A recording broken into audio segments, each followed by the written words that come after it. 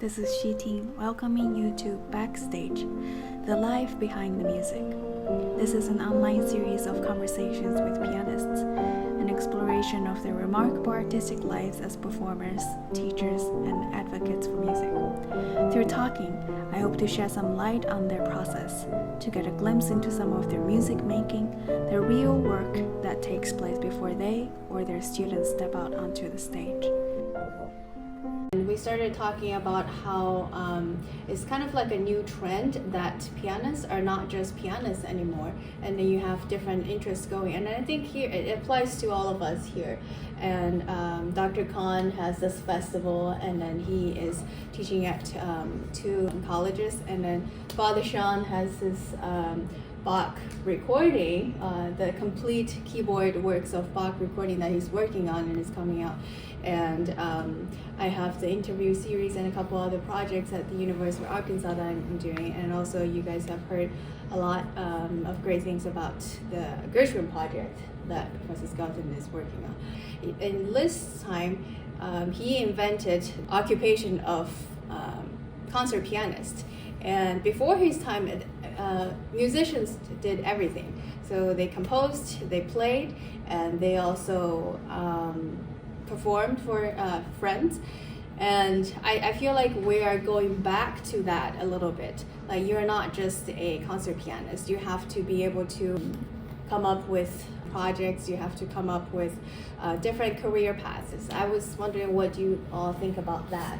Like, we're not just doing one thing anymore. Well, I think it's true. It used to bother me about myself because I have always been interested in composition. I'm always very devoted and passionately interested in teaching, and I'm also a serious, devoted pianist. And I used to wonder, what am I really? It would be a lot easier if I was just one of those things.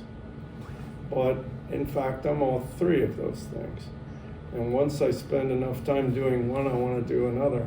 And if I can keep them in balance, I always feel like my psyche is okay. And when I look back at history, what she's saying is correct. Chopin was a pianist and a composer and a teacher. Liszt the same. And a lot of Mahler, his performing was conducting. Bartok was a folk music researcher, pianist, composer, teacher. People have different aspects of their lives, and you have to find a kind of balance between them. And there was a trend in the modern era towards specialization. And it may have enabled people to excel in one thing. And I admire people who are like that. But I'm just not made like that. And I think it makes for a longer career arc. But I think you gain from it when things start to enrich the different aspects. I learned so much from teaching that helps me perform, and composition study, of course, has been so helpful. I don't know, it's just me, the way I'm made, and that trend, I think, fits me and is a good thing for me. Yeah, and then I think that this interview series, you see the opening videos, that's also a couple interests of my side interests. The video that I took, sometimes when I go on trips, I just like to take videos of beautiful sceneries, and then I just saved them on my phone. I didn't know what I was gonna do with it. And then the background music, I played all of those music. If I didn't, I'd have to pay for using that. So I think this is kind of a reflection of all of my small interests, and I also like to edit videos and stuff like that. I also feel that something else is an expression of you. I don't know if you've spent any time with her, but she tends to ask questions and talk. And she's just curious, kind of a curious person. And to spend time with interesting musicians and just ask them questions. It fits you. It fits your personality, the way you're made. And I think a lot of times, if you find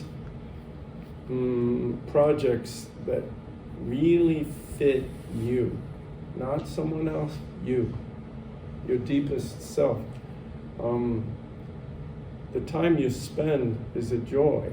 It gives you energy. It's not just something you have to do, but it feels right, and it will be an outgrowth of your personality and complement your professional and personal life. And that's a good thing to find and develop. But yeah, you said a lot of music is studied in isolation. We are mostly by ourselves, and I find it energizing to talk about music. This is one of my favorite ones, because I think this was in the middle of the pandemic, and I was just really, I'm sure a lot of us had that feeling that when is it gonna end? And it was just so touching to talk to Peter Takashi about music. He's just a very, very sincere and pure musician. Nothing selfish, nothing self-centered about his love for music. And then I think that was just a very moving moment for me. Yeah. And I wanted to ask Dr. Khan about this festival. So you've been with this festival since the start of time. And what was that like? Sure.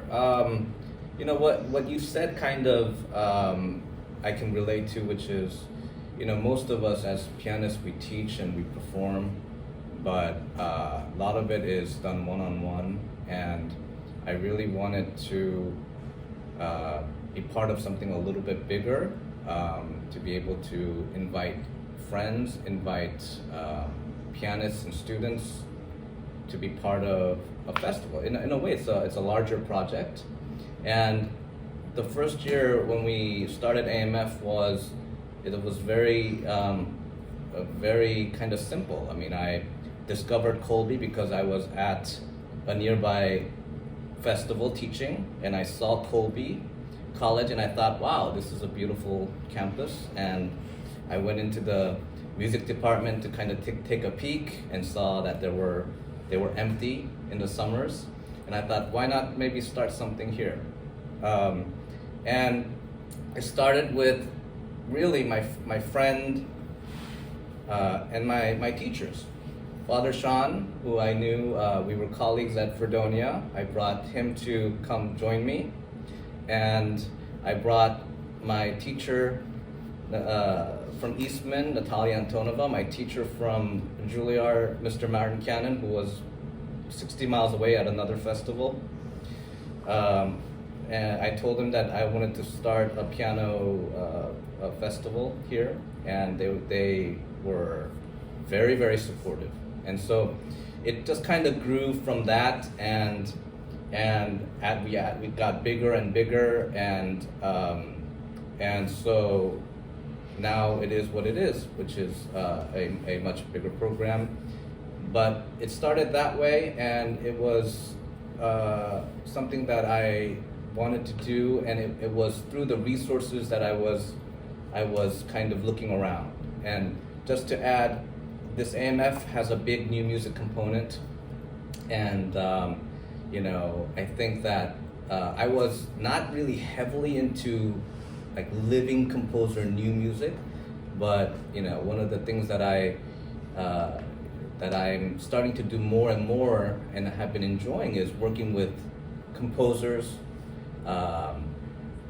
playing and collaborating with new music. And so kind of to add to the festival, I think it's important that we see what the resources that we have are available to us, and to be able to kind of grab on to something that might interest us, and to work on it, and hopefully that develops into a passion or something that you can kind of enhance as part of your career. I have two questions for you. Sure. Is it okay? Yeah. All right. When was that? When did you start the piano program here? What year was that? 2008. 8, I think. Okay. Yeah. And then the other thing is another aspect of your professional life that you have done quite a bit is writing. You write reviews for publications on recordings, and you have these research projects that you've kind of done. What could you describe some of them? Sure. The writing part is, we listen to lots of recordings, and I thought that I'm not really listening to what's happening these days currently. Like who is recording now, and we all hear about famous pianists that record all the time and have things coming out. But I wanted to hear about many projects that other people are doing, what sorts of recordings that are coming out, and it's a lot. Every month there's many recordings that we don't even hear about, and so I've worked with publications such as American Record Guide, Fanfare, Clavier Magazine, and I was able to get in touch with them, and they would send me recordings for me to look at and for me to write about. And so I've been doing that for many years,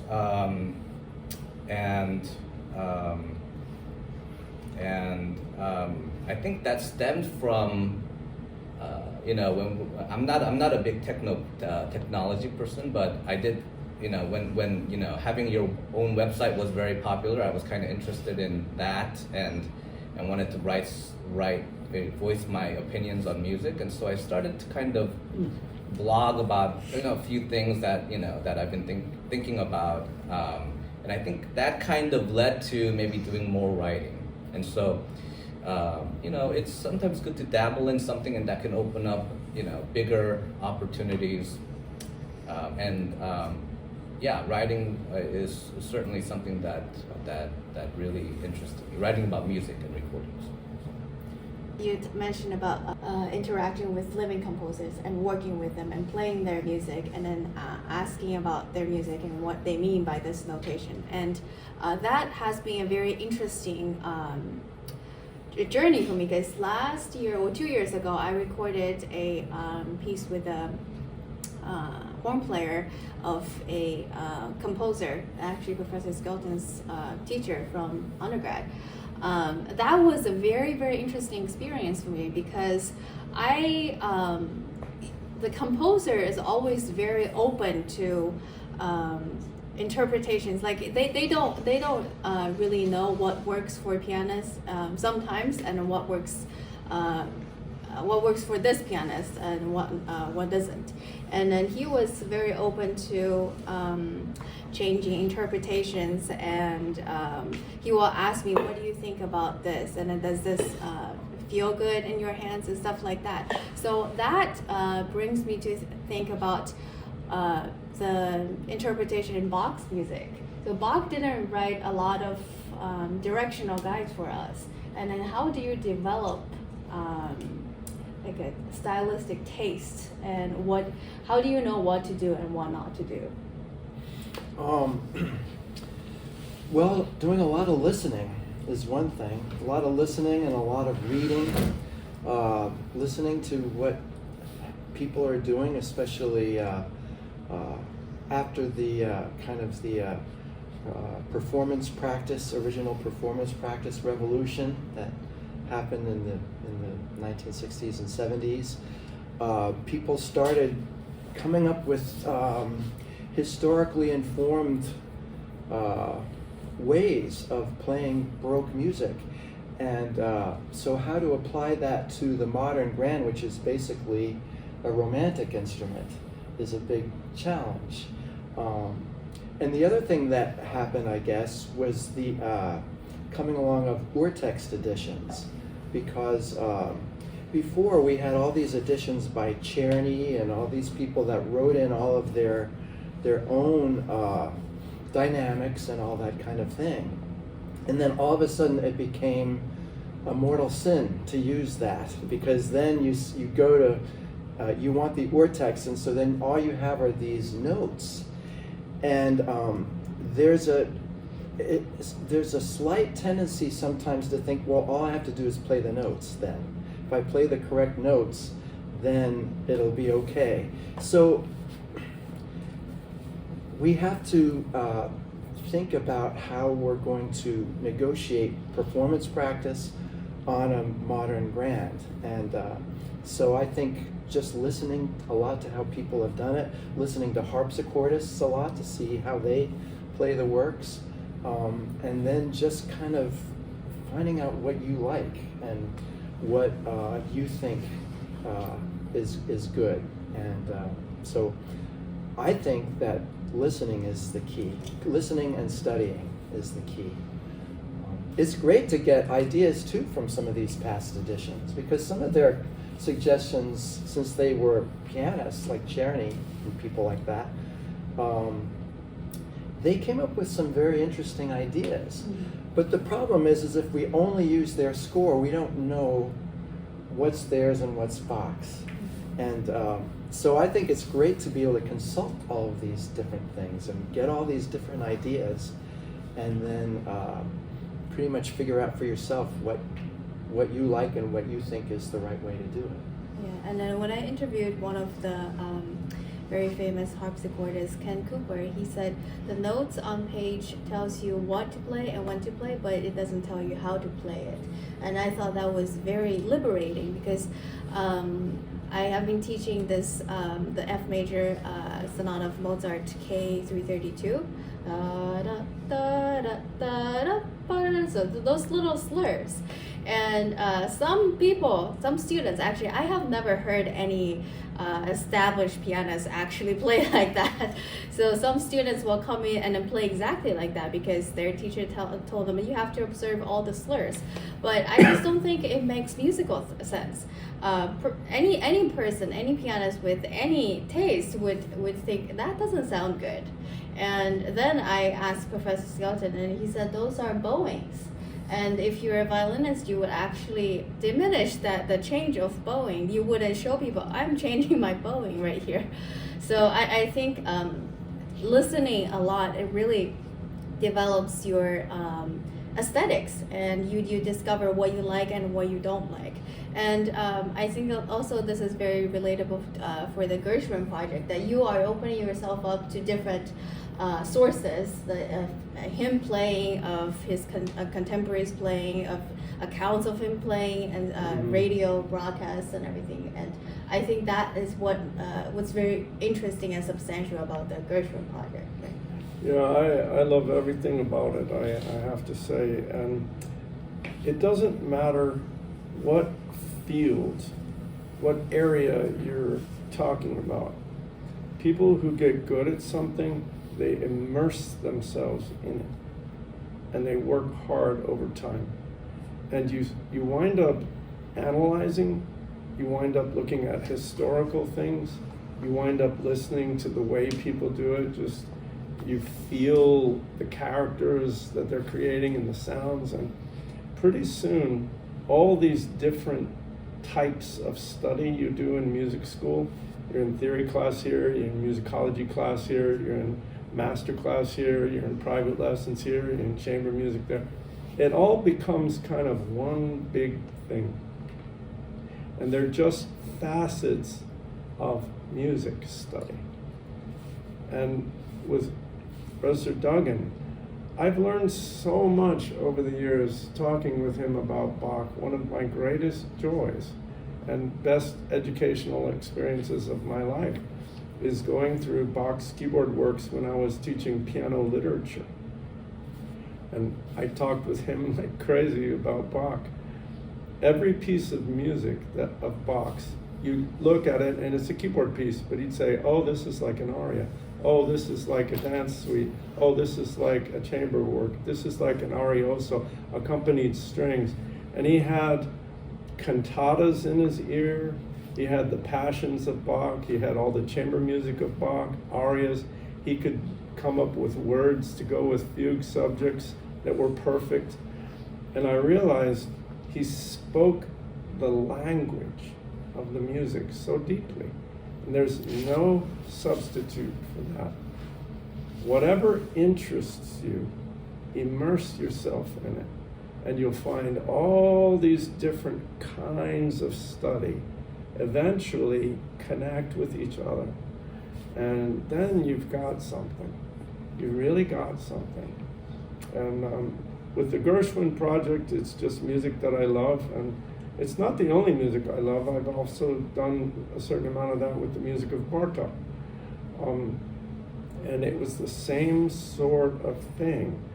And I've had that with other composers over the years. Anyway, I encourage you to pay attention to your internal world when you're listening to music in concerts and you're in lessons and classes.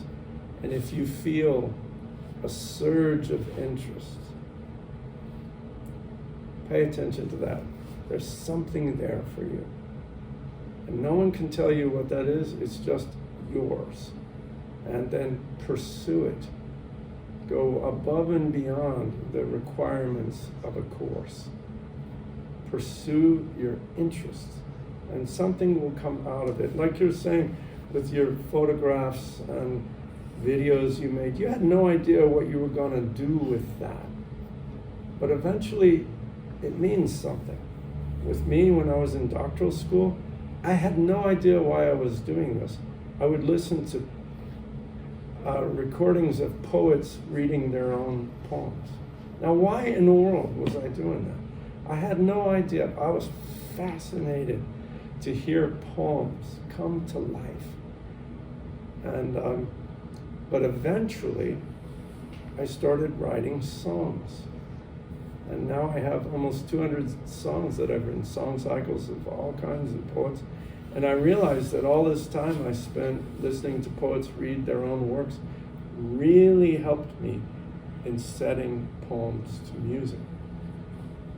All the time I spent composing has helped me do this Gershwin project.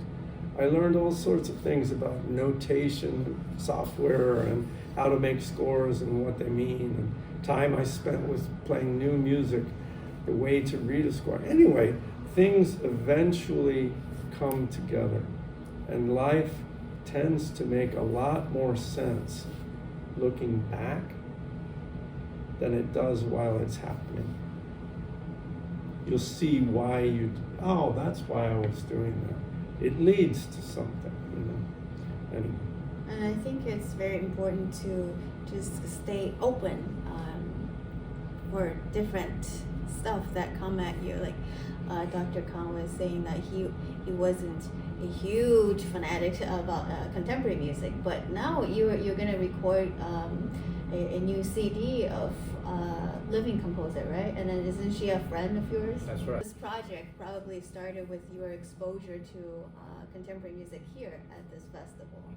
Yeah, and the same with Gershwin. I always liked Gershwin's music, but I wasn't passionate about it. And then I realized that's because I don't know it that well, and then I don't know who he was that well. And I started reading biographies about him, and then he became alive as a real person. And then I knew that he also was someone who can paint, can figure skate, and can tap dance, and then can sing. Tennis? Yeah, and tennis. Wasn't Schoenberg? Schoenberg, he was tennis partners with Arnold Schoenberg. Yeah. Arnold Schoenberg actually liked Gershwin's music very much. And they were very good friends. And Gershwin was also friends with Berg. And it's shocking. His life is just surprising to me. And then he went to Mexico wanting to meet Diego Rivera, a very, very famous painter, husband of Frida Kahlo. And then he wanted Diego to paint a portrait of him, but Diego didn't. So he ended up painting a portrait of Diego. So he became a real person. Like, he's not a larger-than-life character. And I feel like I can feel his expressiveness, his sense of just beautiful, beautiful harmony and lines. And we were talking about how it's a lot of chords in his music, but it's always lines, always lyrical in his music. And I am naturally a very melodic person, so I always thought, oh, Gershwin is a bunch of chords. And now I think one thing that you said, that your father said, was very striking to me, that understanding breeds tolerance. Is it something Yes, like that? my father, my remarkable father, said that. Can I tell that story? Yeah. My father grew up in the middle of nowhere in Mississippi, and he was a southern country boy, basically. And during his life, he grew up speaking the way his family spoke and the way everybody around there spoke, with a very pronounced southern accent. And as he got a little older, he learned a little bit about English grammar in school. And he sort of learned the rules of grammar. And he realized his language was breaking those rules, and that his father and mother and friends and family spoke wrong. And he became a kind of grammar police and started correcting them. And he remembers talking to his father, saying, "You don't say that." And he said, "Why?" And he said, "Because it's just not right." And his father said, "Do you understand what I'm saying?" He said, "Of course I understand what you're saying. But you don't say Illinois, you say Illinois." "Well, that's how I say it. What's wrong with that?" But my father and his father and my father became embarrassed about the way they spoke. Eventually, my father went to college and then graduate school and studied English. He became an English teacher. And when he was in grad school, he had a course on the history of the English language. And he found in an unabridged Oxford dictionary some of the words that his father and mother said. And they were Middle English words from the time of Chaucer. So when my grandmother, something smelled bad, she would say, "Ooh, that smells like kjarn." Nobody knew what that was, kjarn. And it turned out that kjarn was the Middle English word for carrion, which is rotten dead meat. Or when the weather was nice, she'd do like this outside and say, "Ooh, it's airish." Airish is Middle English. And my father realized that everything they said had a long and honorable history in the English language, and that it wasn't wrong. It had its own rules and its own grammar and its own pronunciation. And he had this thought that came to him, which stayed with me, which is what I told you. A little bit of education leads to often intolerance and arrogance. But more, deeper education breeds tolerance, acceptance, and love. He grew to love the way they talked. And he became a writer and would use the language of the people that he grew up with in his writing. I never forgot that. I thought that was just so well put. And I find that in music too. Sometimes people learn kind of rules about stuff, and they'll know enough to be aggravating, but they don't really understand deeply. If you understand things more deeply, you gain much better perspective on what you're encountering. Anyway, that's my 2 cents. Yeah, sometimes I would assign pieces to students. I'm not naming names. and then they would tell me, "Oh, I don't like this music. I don't like this composer," and then I would say, "Well, that's because you don't know the composer's music." And would you like a person that you don't know? Would you like a stranger? No, that's because you don't know them. And then once you got to know each other, you start to like people. You start to like each other. And I am guilty of that when I was a student. I thought I'm just gonna play Chopin's music, and then that's actually why I went to Indiana University, because my teacher Edward Auer, he was competing with. At the same time with Martha Argerich, and he was fifth when she won first prize, and so I said that's the person I'm gonna study with, and but then my life didn't stop there, and then after that I went to a festival, and that's how I met. That's how in Florida. That's how I met. That's how we met. How did you meet Robert Grew? That I don't remember. How did you wind up at Rice? Well, this is a little, I'm shameful to admit the reason that I wanted to go to Rice was because the weather was nice. But I'm not regretting it, because if I didn't go to Rice, I wouldn't have gone to that festival, because you and Bobby Rue are friends. Yeah. So he recommended me to go to that festival, and then I was set on wanting to go to University of Michigan, and then from there you recommended me to come to this festival to do my lecture recital and little. Met both of them. Yeah, and life is full of surprising connections to places and activities and people and fields of study, and I know that's something you talked about. Is people say networking, and it sounds very opportunistic, but really it's just the most natural thing in the world. You connect with people and look around. You'll see people, you'll run into them later in your career. Be nice, be kind, be supportive, be a good colleague, listen to each other play. You'll learn as much from your colleagues as you will from your teachers. You know what the difference is? They're younger, and that's about it. They're just as smart, just as talented, and the best of them you will run into in your career. Don't you agree with that?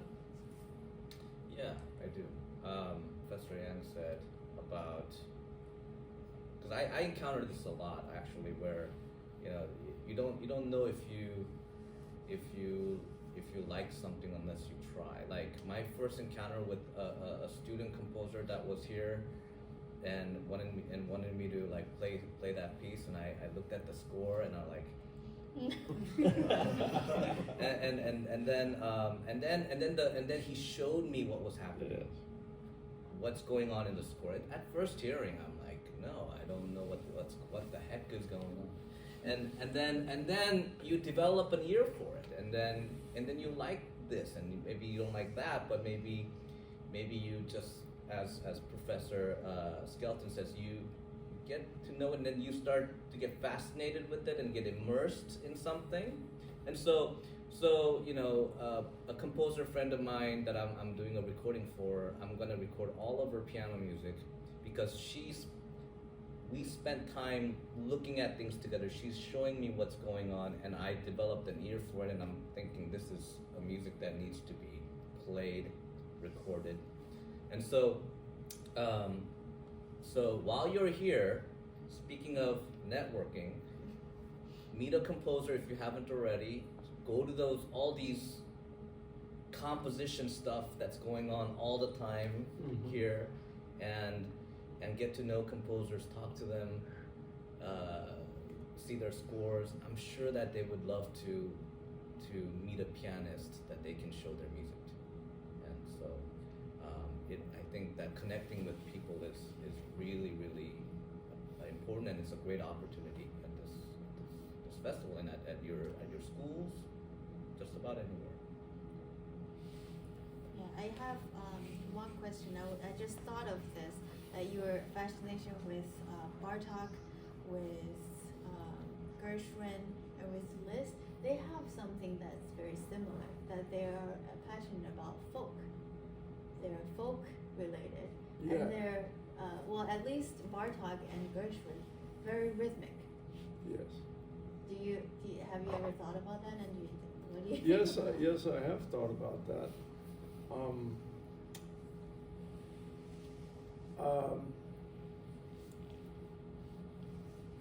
I think that the folk elements in Bartok's music mean that there's something going on often that's very straightforward, very simple, very understandable. And if you can sense that, it's a way into the music. And all the complication around it, it's not just that. A lot of times people just hear that, but if you can latch on to the folk music, there's something very simple that you can feel while the music is going on. And I think Liszt often has that. And definitely Gershwin has something like that going on. Some melodic line or a simple set of rhythms that get manipulated and varied and changed. But something simple. It's like an entry into the music. I don't like it when there's so much complexity that I can't kind of enter. It's like having too much in the way of a door and you can't get in the room. So I like something to be like a doorway into the music, feeling the music. So that's probably something like that going on. And then all of them were very good pianists, so to me it feels very good to play. And also the scores tend to be, Bartok is more specific, but Gershwin and Liszt, a lot of times the scores are not so specific, and there's a lot of room to add and change and figure out. I think Bach is like that too. Mm-hmm. It's a kind of universal music. Do you think the love of Bach is who you are as a person, is a reflection of who you are, who your personality is? Well, in some ways, I mean, I guess there's the religious element, you know, because he was a deep believer, and that comes through in his music. But what I think I've always related to in his music is that it just seems like it's endless. You can be playing it all your life and you're still not tired of it. You don't get tired of it. It's still fun to play. You're always discovering new things in it and new ways of doing it. And the man wrote so much. And when you delve into all of his music, not just his keyboard music, but everything, there's just a world there of pulsating life and energy, and the rhythms. The rhythms in Bach's music have always attracted me so much. Mm-hmm. It's just so alive, and I think that's what I've always liked about it. You know, it's never boring. I never, and you know, I've heard very few pieces by Bach that I thought, he didn't have a good day when he wrote that. You know, I mean, it's all like consistently on this high level, and you just. You know, It's just a marvel. It's a miracle. It's just incredible that all that came from one mind. And but I think I relate to that because I think that that's what religion's all about too, and that's what life is all about. Is just you know, his music expresses the gamut of everything, all the different emotions, but it always lifts you up. It's, you know, unlike maybe some other later composers who kind of leave you down in the depths sometimes, Bach never does that. He's always, even when he's expressing, you know, very deep sorrow, somehow it's always lifting you up. And I just really think that that's a great thing. It makes a big difference in my life. to experience that. Well, this is just speaking. I'm speaking from my impression. I think this is exactly who you are, because you're always very open to anything. You're very curious. You're like, wow, this is great, and I love that about you. And then I think that the reason that you said that why you love Bach is exactly that. And I asked Professor Skelton, because since you guys know each other for a long time, does Father Sean ever get mad at anybody, or does he ever get upset? And then he just said that Bach's music always bring people up, and then that's very moving, because I think that's who you are as a person too. Yeah. Thank you. And I think I am very introverted, and then I am just innately wanting to express, but I'm not an outwardly expressive person. So I always tend to gravitate towards like Schumann and Brahms and Chopin, and there's no shame in that. And then you can, those are composers still very, very close to my heart, but I'm open to exploring different composers. And then when you find a composer like that, you feel like this is my voice, just keep digging, and then just keep finding more and discovering more. So if they have questions. Yeah. Do you guys have questions? Anybody wondering about anything? Yes. What composers have any of you run into that took a lot of time to really understand and appreciate?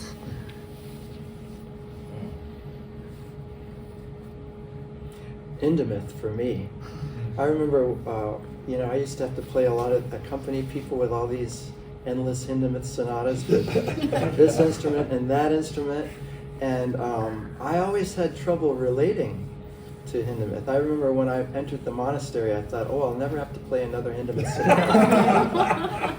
But now I'm back in a situation where I have to play Hindemith sometimes. And so I can't say that I've ever fallen in love with his music, but I think I've tried to understand it more, and also tried to feel how I can negotiate it. It's difficulties, but that's just an example that pops into my head. How about you? For me, it's actually Bartok. Before I knew you, I just don't understand. I just don't know what to listen for. And because I'm so melodic, and I just grew up listening to Chopin a bunch, and then I just was never exposed to music like that. It's until you were showing me recordings, and then you were listening with me, and then just tell me what you hear, and then tell me about the different folk styles. That made all the difference for me. Yeah, that also made all the difference to me, and also rhythmic. And I think that also helped me become a more complete musician, because you can't just have melodic. Yeah. I'm embarrassed to say there are two composers that took me a while to relate to, and I'm ashamed, but it's the truth. Schubert and Brahms. I love them both as much as any music, but I didn't naturally understand. I used to be very bored by Schubert. His harmony was so simple compared to Chopin. I was used to Chopin's chromaticism. I thought it was just boring. I didn't even hear what was going on. It wasn't until I studied the songs and I heard the texts come to life. And I remember the day it was when I was listening to Alfred Brendel and Dietrich Fischer-Dieskau's recording of this collection they called Schwannengesang, and I was following the text, and I was stunned at the way Schubert brought the text to life, every nuance, and the melodies, and the textures expressing the poems.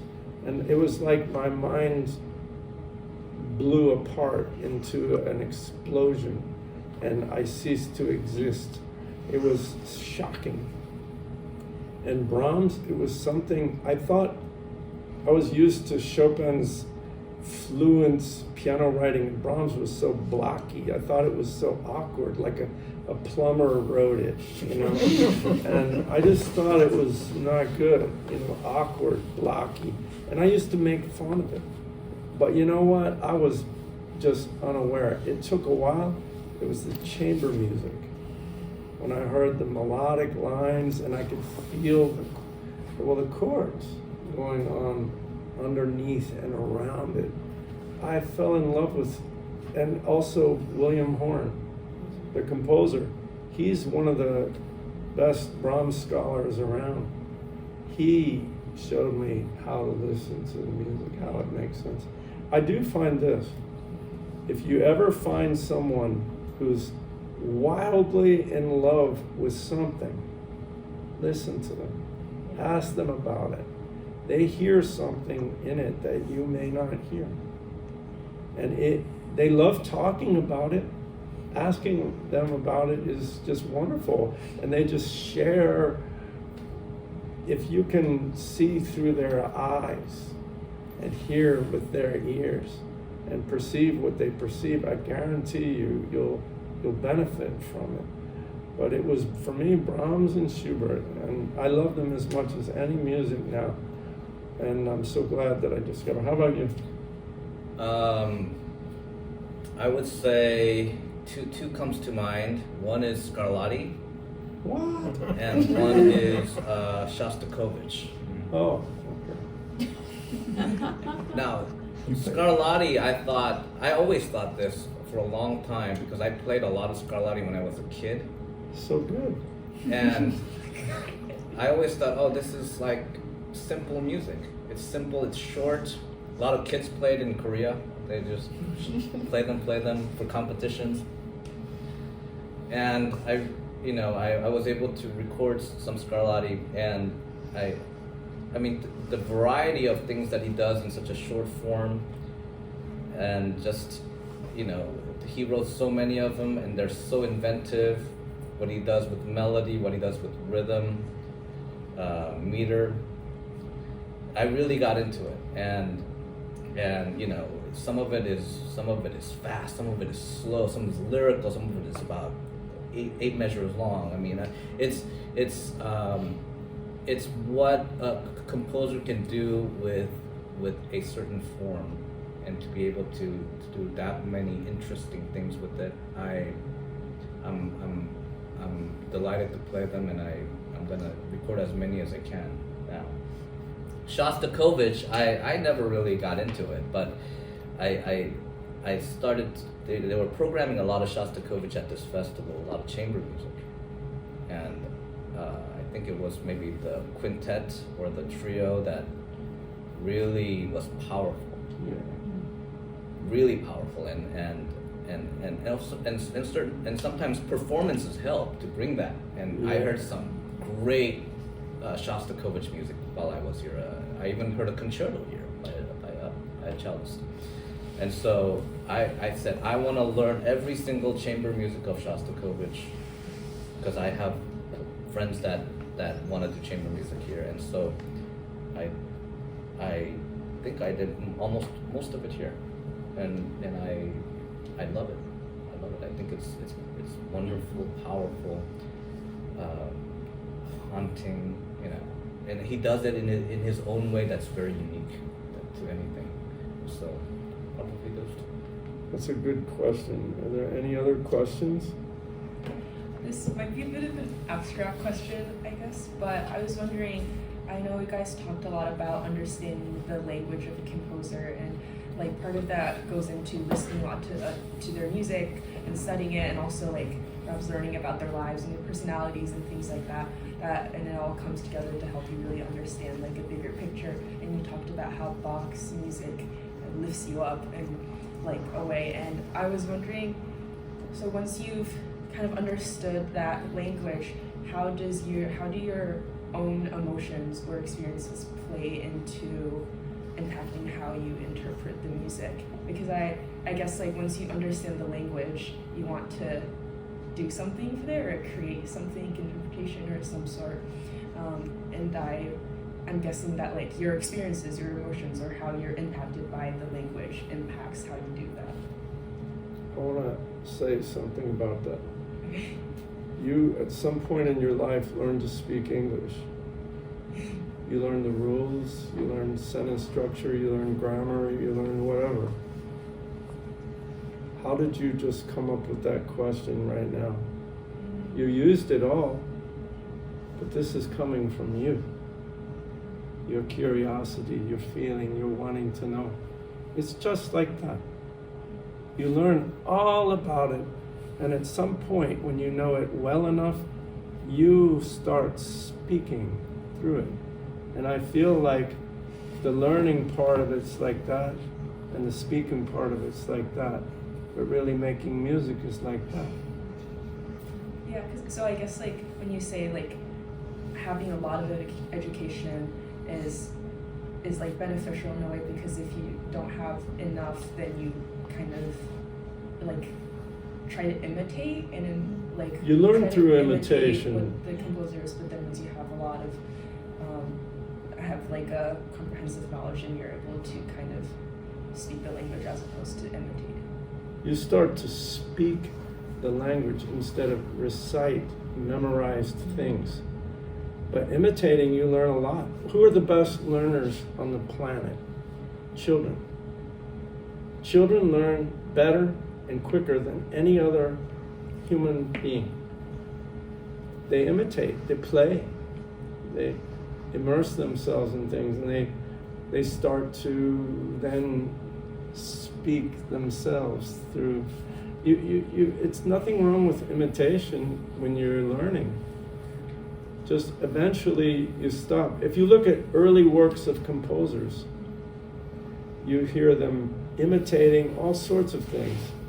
It's incredible. But at a certain point, it starts to sound unmistakably like them. It's the most natural thing in the world. And just be patient. Keep digging in. Keep digging in, and it will happen. You start to speak through a melody, and you're all in it. You're all there. But I have something to say about that. I remember I was playing Granado's Love and Death. It's a very emotionally strenuous piece, and then I was still kind of finding my way when I was playing that piece. And then I asked one question when I was auditioning in Michigan, and when I took a lesson with you, I said, how do you always feel fresh with your emotions when you play the same piece over and over and over and over and over again? And then I think after a while, I am not just about to express my own like feelings and turmoils through the piece. I'm actually starting to appreciate the piece, and then starting to express the beauty that I see, the structure that I see, the harmony that I see, the lines that I see in the music. That is always fresh, not just my self-indulgent emotions that I'm trying to put into the music. So but that process doesn't come right away. And I also asked my teacher at Rice, I said, how do you always know what to do? How do you always know how to phrase this thing? And he also said, just trust the process, and it will come. And then I'm still very fascinated by Trifonov's playing, the Neo Trifonov. And I remember there's one nocturne that he played. It was just magical. And then I would go listen to it measure by measure, and then imitate exactly what he does, just exactly. But I think from that process, I learned to have better aesthetic, like I was saying. I learned to have better phrasing, but I never sound like him. Even when I listen back to my recording, I never sound like him. Even no matter how hard I try. This is because I'm not him. I'm myself. I have my own voice, and right now you probably feel like I don't know what my voice is yet, but you're on the way of finding your own voice. And then all of these festivals and masterclass, and this is to give you as much information for you to filter out what is actually you. And there's no shame in imitating people. And then didn't you say you imitated Richter? Yeah, when I was in undergrad, I was studying Prokofiev's Seventh Sonata. And I had read that Richter was Prokofiev's favorite pianist. And I started listening to Richter. Also, my teacher loved Richter's playing, so I was listening to Richter. And I heard him play Prokofiev's, I don't know if you know that recording. It is phenomenal. It is great. It's titanic. It's a great recording. This is in the days of LPs. I wore that LP out. I played it 100 times in a couple of months. I listened to it over and over, and I tried to, best of my ability, pretty much play it like that. I'm not Richter, but I played it kind of along those lines, you know? And I kept playing the piece for a while, and I kept listening to the recording, and I put it away. A couple of years later, I brought it back and was playing it, and I thought, I'm gonna go listen to that recording. That was such a great recording. I want to hear it. I didn't play it like that. It sounded different to me. And during that period of time, I had become me. I had changed. And I thought I was playing it like Richter, but my own way took over. I do not agree with teachers who say, don't listen to recordings, develop your own interpretation. Just don't listen to recordings, don't be influenced by. I really want to scream at that. Listen to 1,000 recordings, listen to them over and over, your favorite recordings, dig in, study, and trust that you won't just imitate.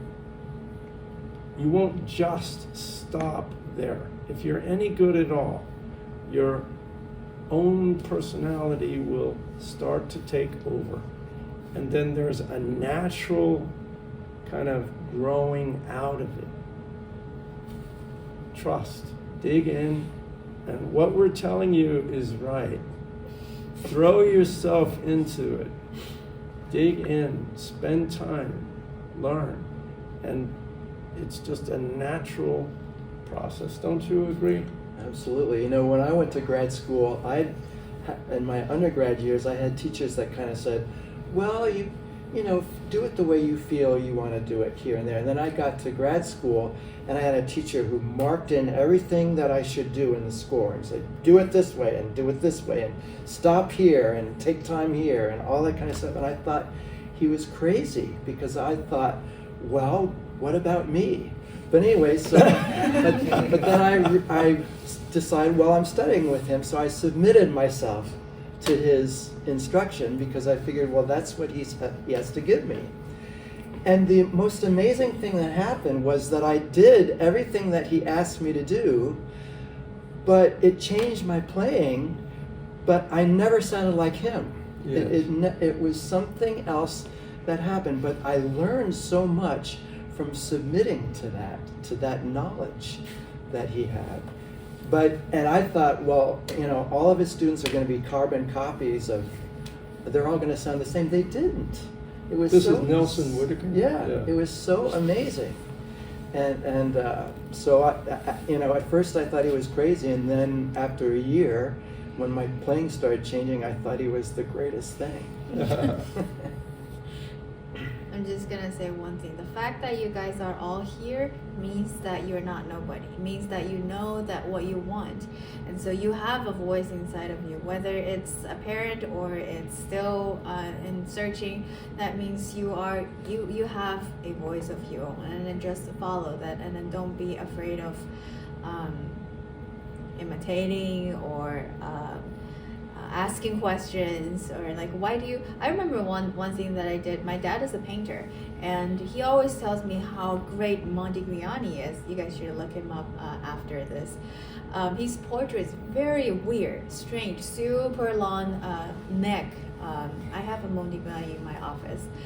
super long neck, and people didn't have eyes, and he doesn't paint eyes. And then I kept asking my dad, why do you like him? Why is he good? Why is his painting selling for millions and billions of dollars?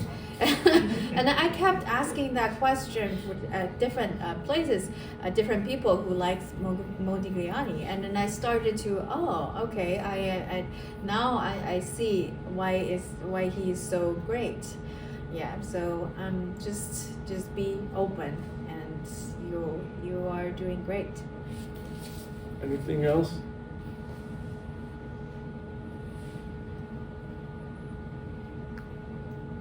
All right. Thank you all. Thank you. All right.